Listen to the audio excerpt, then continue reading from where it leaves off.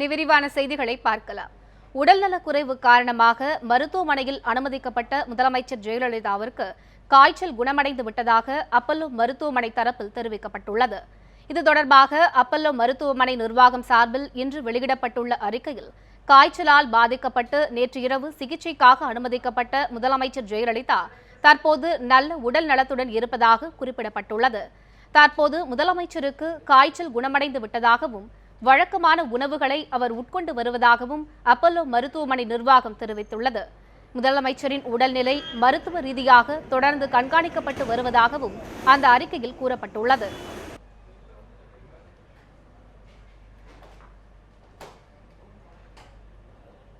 முதலமைச்சர் ஜெயலலிதா குணமடைய பிரதமர் மோடி, ஆளுநர் வித்யாசாகர் ராவ், கருணாநிதி உள்ளிட்ட தலைவர்கள் வாழ்த்து தெரிவித்துள்ளனர். உடல்நலக்குறைவால் சென்னை அப்பல்லோ மருத்துவமனையில் அனுமதிக்கப்பட்டுள்ள முதலமைச்சர் ஜெயலலிதா விரைவில் பூரண குணமடைய பிரதமர் மோடி பூங்கத்துடன் வாழ்த்து கடிதம் அனுப்பியுள்ளார். தாம் விரைவில் குணமடைய வாழ்த்து தெரிவித்த பிரதமர் மோடிக்கு முதலமைச்சர் ஜெயலலிதா நன்றி தெரிவித்துள்ளார். முதலமைச்சர் ஜெயலலிதா நலம் பெற தமிழக ஆளுநர் வித்யாசாகர் ராவ் வாழ்த்து கூறியுள்ளார்.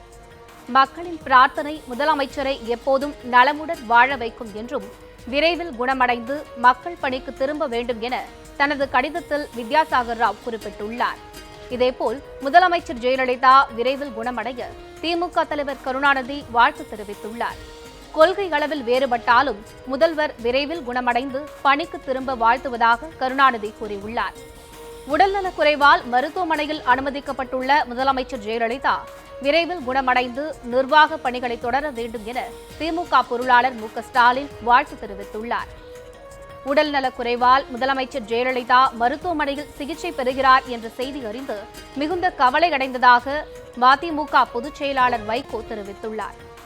முதலமைச்சர் முழுமையான உடல்நலம் பெற இயற்கை அன்னையின் அருளை வேண்டுவதாக வைகோ கூறியுள்ளார். உடல்நலக்குறைவால் மருத்துவமனையில் அனுமதிக்கப்பட்டுள்ள முதலமைச்சர் ஜெயலலிதா விரைவில் குணமடைய நடிகர் கமலஹாசன் வாழ்த்து கூறியுள்ளார். விரைவில் நலம் பெற்று திரும்ப நடிகர் கமலஹாசன் வாழ்த்து தெரிவித்துள்ளார். முதலமைச்சரின் உடல்நிலை மருத்துவ ரீதியாக தொடர்ந்து கண்காணிக்கப்பட்டு வருவதாகவும் மருத்துவமனை அறிக்கையில் கூறப்பட்டுள்ளது. முதலமைச்சர் நலமுடன் இருப்பதாக அதிமுக நிர்வாகிகளும் தெரிவித்துள்ளனர். நலமுடன் இருக்கிறார், நாங்கள் பார்த்தோம். மருத்துவர்களும் நலமுடன் இருப்பதாக எங்களிடம் தெரிவித்தனர். அவருக்கு ஓய்வுதான் தேவைப்படுகிறது என்று தெரிவித்தார்கள். ஆகவே ஓய்வு எடுத்துவிட்டு உரிய நேரத்திலே அவர்களை மருத்துவமனையிலிருந்து வீட்டுக்கு அனுப்பி வைப்பார்கள். ஆகையாலே அவர் நலமுடன் இருக்கிறார் என்கின்ற நல்ல செய்தியை உங்களுக்கும் உங்கள் மூலம் நாட்டு மக்களுக்கும் நாங்கள் தெரிவித்துக் கொள்வோம். அம்மா நல்லா இருக்கிறாங்க, பூர்ண குணமடைந்து மக்கள் இன்னைக்கு கடவுள்கிட்ட பிரேயர் பண்ணிக்கிட்டு இருக்காங்க. தமிழ்நாட்டு மக்கள் அத்தனை பேர் அம்மா பூர்ண குணமடைன்னு வேண்டிக்கிட்டு இருக்காங்க. மக்களுடைய வேண்டுதலினால கடவுளுடைய கிருபையால் அம்மா பூர்ண குணமடைந்திருக்கிறார், விரைவில் வருவார். கண்டிப்பாக நலமுடன் தமிழக மக்களுக்காக 100 ஆண்டு வாழ்வார்கள், சிறப்பாக ஆட்சி செய்வார்கள். நிரந்தர முதல்வர் மாண்புமிகு தமிழக முதல்வர் புரட்சித் தலைவி அம்மா அவர்கள் கண்டிப்பாக நலமுடன் இருக்கிறார்கள். ஒட்டுமொத்த உலகத்தில் இருக்கக்கூடிய தமிழர்கள் அத்தனை பேரும் ஜாதி மதங்களை கடந்து புரட்சித் தலைவி அம்மா அவர்கள் இந்த தமிழக மக்களுக்காக தன்னை வருத்தி இந்த மக்களுடைய நலனுக்காக போராடி கொண்டிருக்கக்கூடிய அந்த உயர்ந்த எண்ணத்தை அவர்களுக்கு வலு சேர்க்கும் வகையிலே ஒட்டுமொத்தமாக அனைத்து மக்களும் ஆத்மபூர்வமாக இறைவனிடத்திலே அவர்களுடைய இஷ்ட தெய்வங்களிடத்திலே வழிபட்டு அம்மாவுடைய பூரண குணமடைய வேண்டிக் கொண்டிருக்கிறார்கள். மருத்துவமனையில் சிகிச்சை பெற்று வரும் தமிழக முதலமைச்சர் ஜெயலலிதா உடல்நலம் பெற வேண்டி தமிழகத்தின் பல்வேறு இடங்களில் அதிமுகவினர் சிறப்பு வழிபாடு நடத்தி வருகின்றனர். தமிழக முதலமைச்சர் ஜெயலலிதா உடல்நலக்குறைவால் சென்னை அப்பல்லோ மருத்துவமனையில் அனுமதிக்கப்பட்டுள்ளார். முதலமைச்சர் விரைவாக உடல்நலம் பெற வேண்டி திருச்செந்தூர் முருகன் கோவிலில் திரி சுதந்திரர்கள் சபா சார்பில் சிறப்பு வழிபாடு நடைபெற்றது.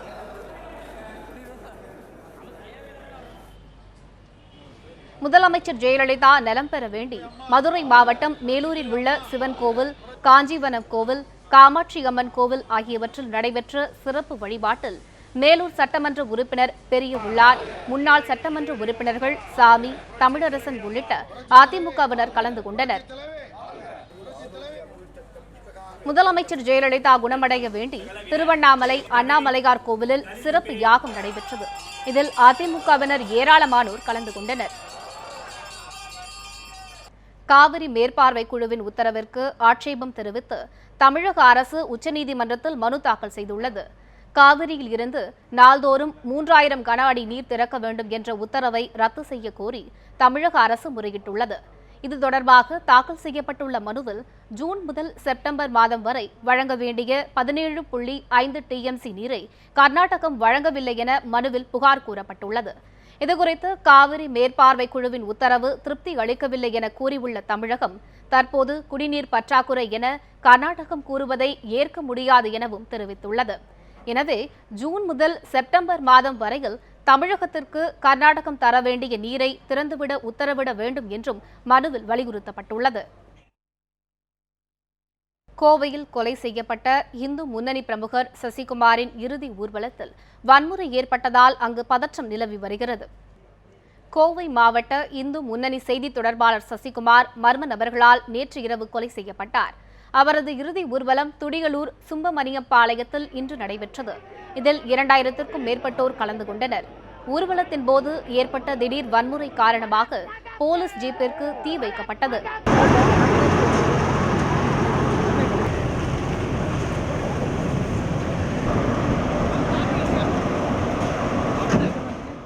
மேலும் துடியலூர் பகுதியில் உள்ள 3 கடைகளுக்கும் தீ வைக்கப்பட்டது. இதனையடுத்து சம்பவ இடத்திற்கு விரைந்த தீயணைப்பு துறையினர் தீயை அணைக்கும் பணியில் ஈடுபட்டனர். எனினும் புகை மூட்டம் காரணமாக தீயை அணைப்பதில் பெருத்த சிரமம் ஏற்பட்டது. மேலும் போராட்டக்காரர்கள் கல்வீச்சிலும் ஈடுபட்டனர். இத்தகைய சம்பவங்களால் கோவை துடியலூர் பகுதியில் பெரும் பதற்றம் நிலவி வருகிறது.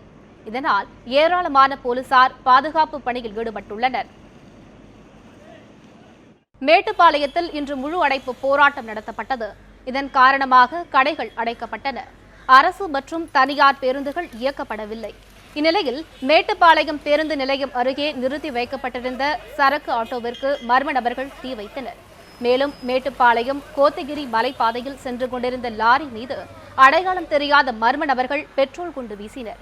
இதில் படுகாயமடைந்த லாரி ஓட்டுநர் பாலகிருஷ்ணன் கீழே குதித்து தரையில் உருண்டு தன் மீது எரிந்து கொண்டிருந்த தீயை அணைத்தார்.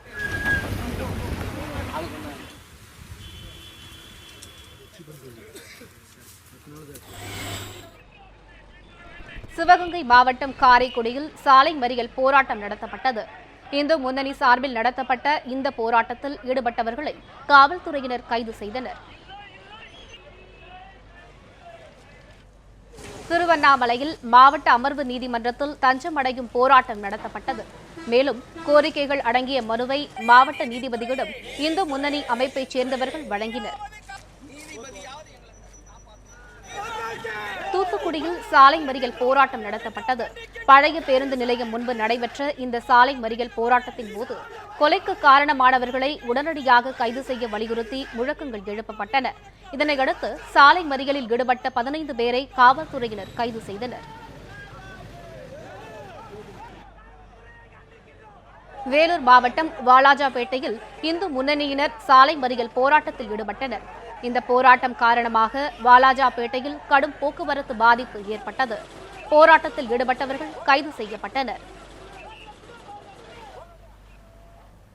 நீலகிரி மாவட்டம் குன்னூரில் கடையடைப்பு போராட்டம் நடத்தப்பட்டது.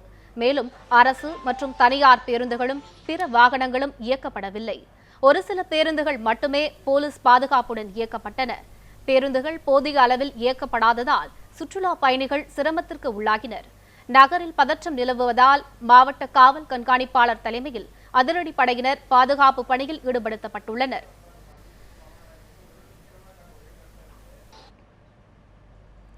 இந்து முன்னணி பிரமுகர் கொல்லப்பட்ட சம்பவத்தால் நடைபெற்ற முழு அடைப்பு போராட்டத்தால் திருப்பூரில் 200 கோடி ரூபாய் வர்த்தக இழப்பு ஏற்பட்டது. திருப்பூரில் காலையில் இருந்தே பெரும்பாலான வணிக நிறுவனங்கள் அடைக்கப்பட்டிருந்தன. பின்னலாடை நிறுவனங்களும் அடைக்கப்பட்டதால் சுமார் 200 கோடி வரையிலான வர்த்தகம் பாதிக்கப்பட்டது. மேலும் பல்லடம், அவிநாசி உட்பட பல்வேறு பகுதிகளில் 10க்கும் மேற்பட்ட பேருந்துகள் மீது கல்வீசி தாக்கப்பட்டது. தேர்வு நேரம் என்பதால் மாணவ மாணவியர் பள்ளிக்கு வருவதில் பெரும் சிரமம் ஏற்பட்டது. மாவட்டம் முழுவதும் பலத்த போலீஸ் பாதுகாப்பு போடப்பட்டிருந்தது. திருப்பூர் மாவட்டம் உடுமலையில் அரசு பேருந்து கண்ணாடியை மர்ம நபர்கள் உடைத்ததால் பதற்றம் ஏற்பட்டது. உடுமலை அருகே அந்தியூரில் உடுமலையில் இருந்து பொள்ளாச்சிக்கு பயணிகளை ஏற்றிச் சென்று கொண்டிருந்த அரசு பேருந்தின் பின்புற கண்ணாடியை மர்ம நபர்கள் சிலர் கல்வீசி தாக்கினர். இதையடுத்து பலத்த போலீஸ் பாதுகாப்புடன் 5 பேருந்துகளாக இயக்கப்பட்டன.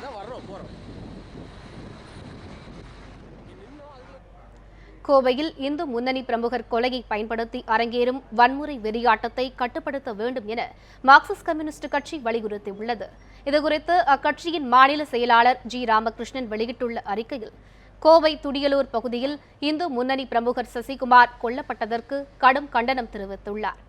ஆனால் இந்த கொலையை பயன்படுத்தி இந்து முன்னணி உள்ளிட்ட சங் பரிவார் அமைப்புகள் கோவை நகரம் முழுவதும் பொது சொத்துக்கும் தனியார் சொத்துக்கும் கடும் சேதத்தை விளைவித்துள்ளதோடு நகரத்தின் இயல்பு வாழ்க்கையை ஸ்தம்பிக்க செய்துள்ளதாக குற்றம் சாட்டியுள்ளார். சிறுபான்மை அமைப்பினர் நடத்தும் பள்ளிக்கூடங்கள், வழிபாட்டு தலங்கள், கடைகள், வீடுகள் பல இடங்களில் தாக்கப்பட்டுள்ளதாக ஜி. ராமகிருஷ்ணன் தெரிவித்துள்ளார். இப்பிரச்சனையில் தமிழக அரசு துரிதமாக செயல்பட்டு அமைதியை மீட்டெடுக்க அனைத்து நடவடிக்கைகளையும் மேற்கொள்ள வேண்டும் எனவும் அவர் வலியுறுத்தியுள்ளார்.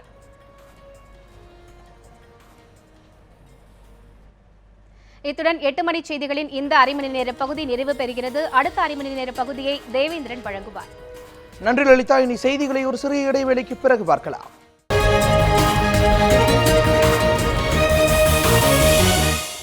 ராம்குமார் பிரேத பரிசோதனை விவகாரத்தில் அரசியல் கட்சிகள் தலையிடுவது ஏன் என உயர்நீதிமன்ற நீதிபதி கிருபாகரன் கேள்வி எழுப்பியுள்ளார்.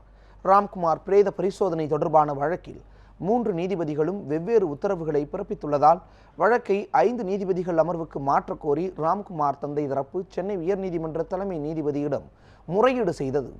இதனை விசாரித்த தலைமை நீதிபதி சஞ்சய் கிஷன் கவுல் வழக்கு தொடர்பான மேல்முறையீட்டு விசாரணைக்கு உச்சநீதிமன்றத்தை அணுகுமாறு அறிவுறுத்தினார். இதையடுத்து ராம்குமார் பிரேத பரிசோதனையை நிறுத்தி வைக்க கோரி சம்பந்தப்பட்ட நீதிபதிகளை ராம்குமார் தந்தை தரப்பு அணுகினர். முறையீட்டை மனுவாக தாக்கல் செய்ய நீதிபதிகள் குலுவாடி ரமேஷ், வைத்தியநாதன் ஆகியோர் அறிவுறுத்தினர். இதையடுத்து தங்கள் தரப்பு கோரிக்கையை முறையிடச் சென்ற ராம்குமார் தந்தை தரப்பிடம் நீதிபதி கிருபாகரன் சரமாரி கேள்வி எழுப்பினார். இப்பிரச்சனையில் அரசியல் கட்சிகள் தலையிடுவது துரதிருஷ்டவசமானது என்றும் இறந்த உடலுக்கு கண்ணியம் உள்ளது என்றும் நீதிபதி கூறினார்.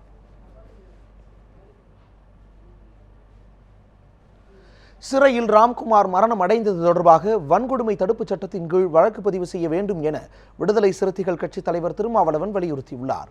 சென்னை அசோக் நகரில் கட்சியின் தலைமை அலுவலகத்தில் திருமாவளவன் செய்தியாளர்களை சந்தித்தார். அப்போது பேசிய அவர், தலித் சமூகத்தைச் சேர்ந்த ராம்குமார் சிறையில் மரணம் அடைந்ததால் அந்த வழக்கை வன்கொடுமை தடுப்புச் சட்டத்தின் கீழ் பதிய வேண்டும் என்று கேட்டுக்கொண்டார். ராம்குமாரின் மரணத்தில் பல்வேறு சந்தேகங்கள் எழுந்துள்ளதாகவும் அவர் கூறினார். இந்த செய்தியாளர் சந்திப்பின் போது ராம்குமாரின் தந்தை பரமசிவனும் உடன் இருந்தார். ஊடகங்களில் மிகப்பெரிய அளவில் அது முழுக்க நீதிமன்ற காவலில் இருக்கிற ஒருவர் உயிரிழக்கிறார். ஆகவே SC/ST அட்ராசிட்டிஸ் ஆக்ட் இதிலே போடலாம். வன்கொடுமைகள் தடுப்புச் சட்டத்தின் கீழ் வழக்கை பதிவு செய்ய வேண்டும். பாதிக்கப்பட்ட ஒருவர் தலித்தாக இருந்தால் அது எந்த வகையில் பாதிக்கப்பட்டாலும் உடனடியாக அந்த குற்றம் வன்கொடுமைகள் தடுப்புச் சட்டத்தின் கீழ் பதிவு செய்யப்பட வேண்டும் என்பதுதான் சட்டம் சொல்லுவது. பெரிய அளவில் ஊடகங்களில் 2011ஆம் ஆண்டு மக்கள் தொகை கணக்கெடுப்பின்படி தொகுதி வரையறை செய்ய வேண்டும் என்றும் குறிப்பிட்ட திருமாவளவன், இதன்படி உள்ளாட்சி தேர்தலை நடத்த ஏற்பாடுகள் செய்யாததால் தேர்தலை தள்ளி வைக்க வேண்டும் என்று வலியுறுத்தினார். தமிழகத்தைச் சேர்ந்த மருத்துவ மாணவர் சரவணன் படுகொலைக்கு டெல்லி எய்ம்ஸ் மருத்துவர்களும் காவல்துறையினரும் உடந்தை என அவரது தந்தை கணேசன் குற்றம் சாட்டியுள்ளார். டெல்லி எய்ம்ஸ் மருத்துவமனையில் முதுகலை பயின்ற திருப்பூரைச் சேர்ந்த மருத்துவ மாணவர் சரவணன் கடந்த ஜூலை மாதம் 10ஆம் தேதி மர்மமான முறையில் உயிரிழந்தார். இதனையடுத்து சரவணன் மரணத்தில் சந்தேகம் இருப்பதால் CBI விசாரணைக்கு உத்தரவிட வேண்டும் என பல்வேறு அரசியல் கட்சியினர் வலியுறுத்தி வந்தனர். இதே கோரிக்கையை வலியுறுத்தி அவரது தந்தை கணேசன் தரப்பில் உச்சநீதிமன்றத்தில் மனு தாக்கல் செய்யப்பட்டது. இந்த நிலையில் பிரேத பரிசோதனையில் சரவணன் தற்கொலை செய்திருக்க வாய்ப்பில்லை என தெளிவுபடுத்தப்பட்டுள்ளதால் CBI விசாரணைக்கு உத்தரவிடக் கோரி தமிழக அரசு அழுத்தம் கொடுக்க வேண்டும் என சரவணன் தந்தை கணேசன் கோரிக்கை விடுத்துள்ளார். மேலும் சரவணன் கொலையில் எய்ம்ஸ் மருத்துவர்கள் மற்றும் டெல்லி காவல்துறைக்கு தொடர்பு இருப்பதாகவும் கணேசன் பகிரங்கமாக குற்றம் சாட்டியுள்ளார். உண்மை என்னங்கிறது தெரியல, ஆனால் இது திட்டமிட்டு செய்யப்பட்ட கொலைங்கிறது உறுதி. அன்னைக்கு நான் என்ன சொன்னேன்னா அதே மாதிரி இன்னைக்கு சொல்றேன். அதே மாதிரி இதில் வந்து மெயினாக வந்து எய்ம்ஸில் இருக்கிற டாக்டர்களுக்கும் இதில் 100% வந்து சம்மந்தப்பட்டிருக்காங்க. அது வந்து என்னால் உறுதியாக சொல்ல முடியும். அதுக்கு வந்து டெல்லி போலீஸும் உடந்தை. அவங்க நேரடியாக செய்ய முடியலைங்கன்னா அவனுடைய நண்பர்கள் கூட 10 நாளில் வந்து அவன் என்ன பண்ணுன யார் கூட பழகிருக்கான்னு தெரியும். அந்த நண்பர்களை வச்சு தான் இந்த கொலை திட்டமிட்டு பண்ணியிருக்காங்க என்னால் உறுதியாக சொல்ல முடியும். புதுதில்லி எய்ம்ஸ் மருத்துவக் கல்லூரியில் மருத்துவ மேற்படிப்பு மாணவரான திருப்பூரைச் சேர்ந்த சரவணன் மர்மமான முறையில் உயிரிழந்த சம்பவத்தில் அவர் விஷ ஊசி செலுத்தப்பட்டு கொல்லப்பட்டது பிரேத பரிசோதனை அறிக்கையில் தெரிய வந்துள்ளது. இந்த சம்பவத்தில் இதுவரை நடந்தவற்றை தற்போது பார்க்கலாம். திருப்பூரைச் சேர்ந்த சரவணன் புதுதில்லி எய்ம்ஸ் மருத்துவக் கல்லூரியில் மருத்துவ மேற்படிப்பில் பேத்தாலஜி பிரிவில் சேர்ந்து படித்துக் கொண்டிருந்தார். கல்லூரியில் சேர்ந்த 10 நாட்களுக்குள் கடந்த ஜூலை 9ஆம் தேதி விடுதியில் சரவணன் தற்கொலை செய்து கொண்டதாக அவரது தந்தைக்கு தகவல் கிடைத்தது. நன்றாக படிக்கும் சரவணன் தற்கொலை செய்திருக்க வாய்ப்பில்லை என்றும் இது கொலைதான் என்றும் தெரிவித்த சரவணனின் தந்தை கணேசன் கொலையை மூடி மறைக்க டெல்லி காவல்துறை முயல்வதாக குற்றம் சாட்டினார். இடஒதுக்கீட்டுக்கு எதிரான சதிச்செயல் இதில் உள்ளதாக திராவிடர் கழக தலைவர் வீரமணி, பாமக நிறுவனர் ராமதாஸ் உள்ளிட்டோர் குற்றம் சாட்டினர். இந்த நிலையில் சரவணனின் பிரேத பரிசோதனை அறிக்கை மற்றும் முதல் தகவல் அறிக்கையை கேட்டு அவரது தந்தை கணேசன் டெல்லி உயர்நீதிமன்றத்தில் வழக்கு தொடுத்தார். மனுவை விசாரித்த உயர்நீதிமன்றம் 4 வாரங்களுக்குள் பிரேத பரிசோதனை அறிக்கையையும் முதல் தகவல் அறிக்கையையும் வழங்க உத்தரவிட்டது. இதன்படி அண்மையில் வெளியான சரவணனின் பிரேத பரிசோதனை அறிக்கையில் அவரது வலது மணிக்கட்டில் விஷ ஊசி போடப்பட்டுள்ளது தெரிய வந்தது. வலது கை பழக்கமுள்ள சரவணன் இடக்கையால் விஷ ஊசி போட்டிருக்க முடியாது என்பதால் அவர் தற்கொலை செய்திருக்க வாய்ப்பில்லை என பிரேத பரிசோதனை அறிக்கையின் மூலம் உறுதியாகியுள்ளது. இந்த தகவலை அடுத்து சரவணனின் கொலை வழக்கை சிபிஐ விசாரிக்க உத்தரவிடக் கோரி தமிழக அரசு அழுத்தம் கொடுக்க வேண்டும் என அவரது தந்தை கணேசன் கோரிக்கை விடுத்துள்ளார். சரவணனின் மரணத்தில் எய்ம்ஸ் மருத்துவர்களுக்கு தொடர்புள்ளதாகவும் அவர் குற்றம் சாட்டியுள்ளார். வகுப்பு வாரியான இடஒதுக்கீட்டுக்கு எதிரான சக்திகளின் சதி இந்த கொலையின் பின்னணியில் இருக்கலாம் என்றும் கருதப்படுகிறது.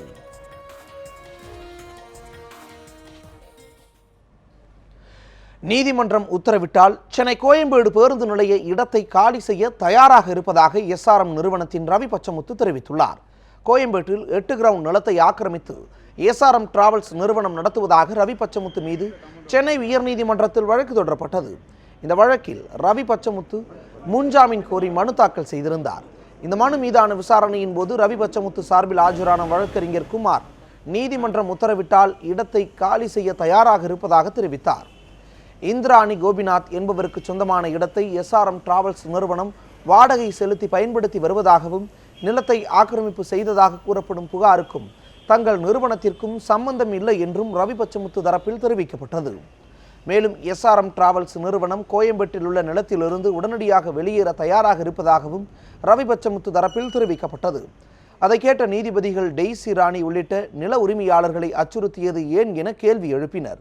மேலும் கோயம்பேடு காவல் நிலையத்திற்கு விசாரணைக்கு அழைக்கப்பட்ட போது விசாரணைக்கு ஆஜராகாதது ஏன் என கேள்வி எழுப்பிய நீதிபதிகள் வரும் 28ஆம் தேதிக்குள் பிரச்சினைக்குரிய நிலம் தொடர்பான அனைத்து வரைபட ஆவணங்களையும் தாக்கல் செய்ய உத்தரவிட்டனர்.